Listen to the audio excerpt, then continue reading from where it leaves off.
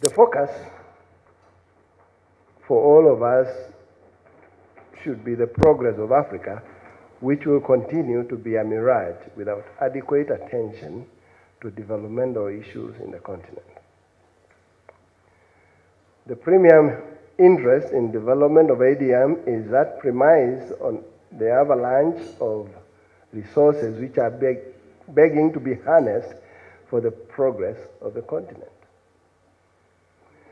The success or otherwise of African project rests squarely on our shoulders, not only governments. The developed continents today were built and developed by the sweat and blood of peasants, not by the leadership. Africa Development Bank in East Africa, which is headquartered in Nairobi and headed by Mr. Gabriel Negetu, has played a key role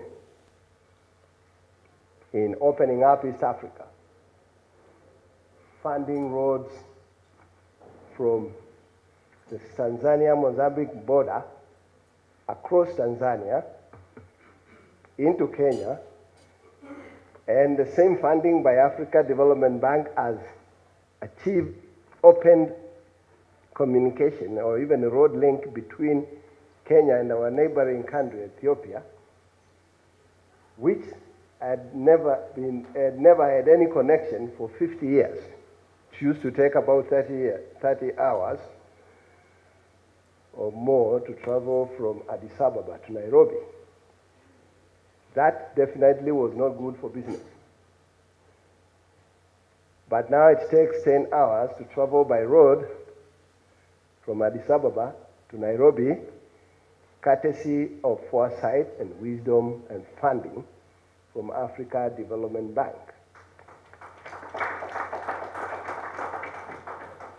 In our neighboring to the south, Tanzania, the activities of funding and wisdom of Africa Development Bank has increased the tarmac road kilometers from 4 kilometers per 1,000 to about 8.6 kilometers per 1,000 kilometers.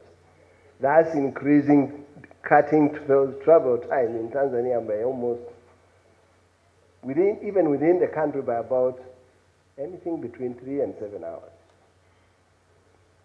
So, there have been catalysts of development here. And now I invite Mr. Negetu to tell us the story. Welcome, sir.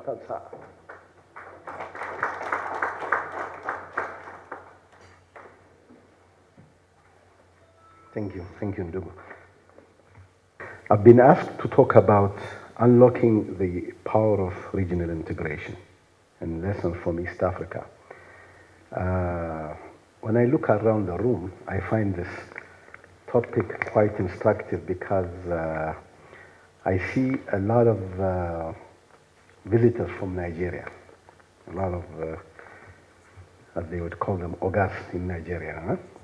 And it's very instructive because Nigeria and West Africa in general is one region that knows a lot about integration. For those of you who've never lived, I've lived in West Africa for half a dozen years. And if you, for example, Ochendo said from Nairobi to Addis Ababa, 10, 12 hours now with the new road. In 12 hours, you can probably go from Dakar to the middle of Africa, in West Africa, because all the cities, particularly if you start with Abidjan, Lome, Accra, Lome, Lagos, they're all around the coast.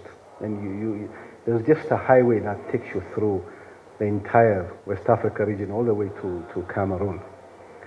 Now, this is very interesting for the purpose of regional integration because traders in West Africa, especially the women traders in West Africa, really know They know no boundaries. To them, this is one big contiguous market, and they operate across the region and successfully. Now, there's much more that needs to be done, and institutions like ECOWAS and so on are making it happen. The situation is somewhat different in East Africa, Eastern Africa.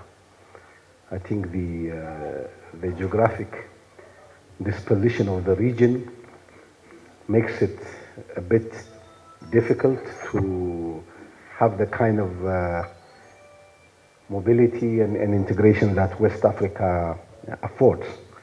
But all the same, we are doing several things to promote regional integration in this region.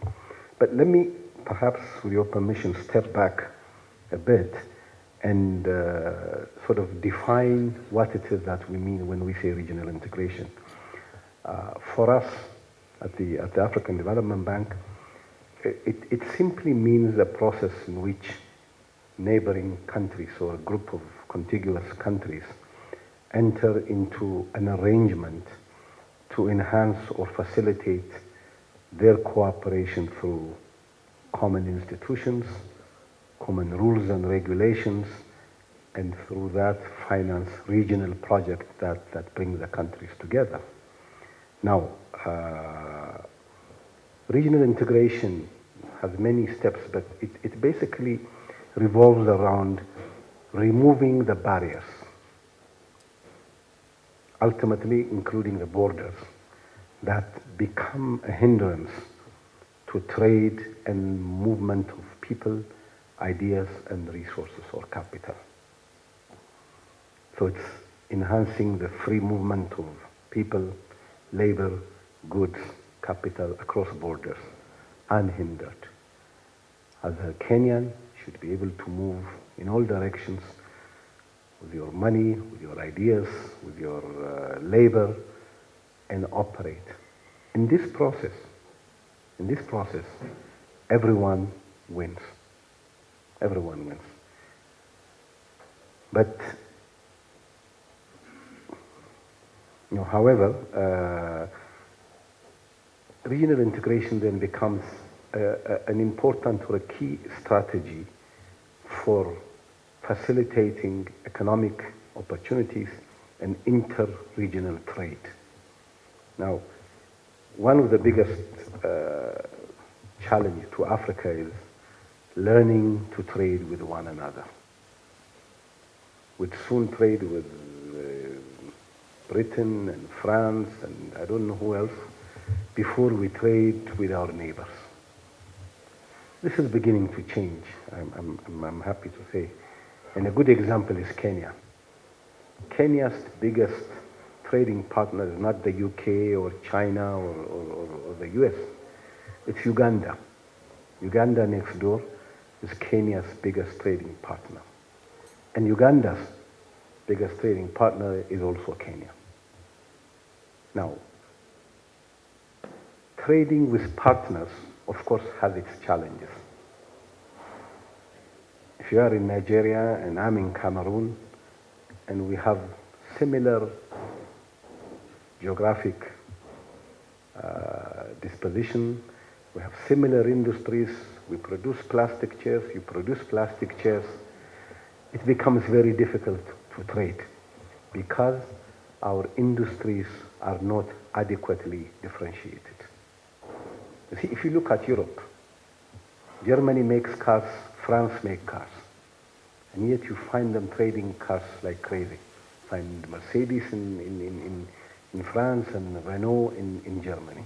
They're both making cars, but their products and their markets tend to be adequately differentiated or differentiated enough to attract each other's product. In Africa, we are not there yet. In Kenya, produce tea, Uganda produces tea, Kenya produces coffee, Ethiopia produces coffee. So what are we going to trade? Our industrial base, our manufacturing base is not adequately differentiated. But the good news is we're getting there. We're getting there, and we're getting there very fast. I think our countries, our industries are beginning to develop.